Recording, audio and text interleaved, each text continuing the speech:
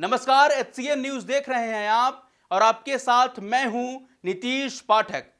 बिहार विधानसभा चुनाव से पहले एनडीए में दरार पड़ गई है। जी हां, लोक जनशक्ति पार्टी ने बिहार में एनडीए में रहते हुए जेडीयू के खिलाफ चुनाव लड़ने का ऐलान कर दिया है। एनडीए के मनचाही संख्या न मिलने से पासवान ने 143 सीटों पर प्रत्याशी उतारने का फैसला किया है, लेकिन बीजेपी के प्रत्याशियों को एलजेपी का समर्थन रहेगा।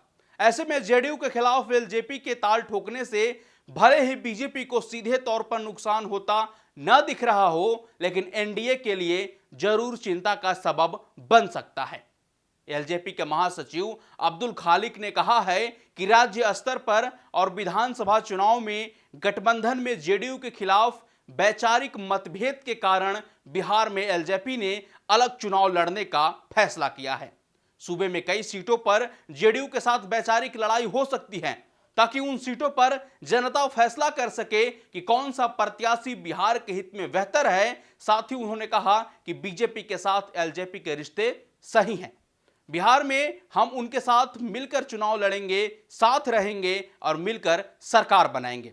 एलजेपी प्रमुख चिराग पासवान की अध्यक्षता में रविवार को हुई संसदीय दल की बैठक में एक प्रस्ताव पास कर यह संदेश देने की कोशिश की गई कि बीजेपी के साथ उनका गठबंधन बना हुआ है, लेकिन जेडीयू के साथ चुनावी मैदान में दो दो हाथ करने के लिए भी तैयार है।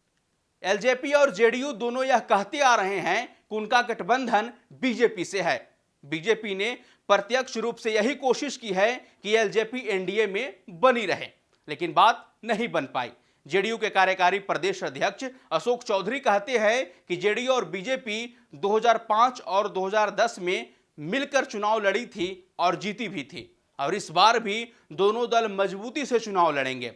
एलजेपी के साथ जेडीयू ने कभी कोई विधानसभा का चुनाव नहीं लड़ा है, ऐसे में कोई फर्क पड़ने वाला नहीं है। वहीं एलजेपी के नेता अब्दुल खालिक ने मानते हैं कि जेडीयू के चुनाव में समझ आ जाएगा और जेडीयू को काफी नुकसान झेलना पड़ सकता है। वरिष्ठ पत्रकार अरविंद मोहन मानते हैं कि बिहार में एनडीए में जो हो रहा है वह चुनाव के लिए नहीं, बल्कि चुनाव के बाद की सियासी पटकथा लिखी जा रही है। एलजेपी के अलग चुनाव लड़ने से निश्चित तौर पर जेडीयू को नुकसान होगा, जबकि बीजेपी को चुनाव में सीधे तौर पर कोई नुकसान होता हुआ नहीं दिख रहा है।